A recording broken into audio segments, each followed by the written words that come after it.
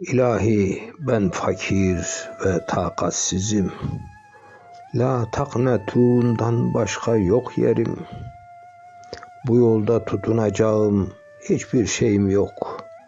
Yoldaşım kalbimde bin ah, başka şey yok.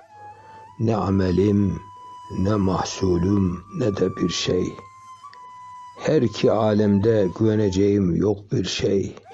Kendi canım ta ezelden lütfuna havale edince, lütfundan başka yok bana alemde bir güvence. Canımda pek ümit varım lütfeyle, bu niyetle nice rahmet bahşeyle. Hüsnü zannına göre kula inayet eyle, kendi lütfunla derdine hoş deva eyle. Sensin tek ilahım, hem elimden tutanım, dünyada ve ukbada hep elimden tutanım.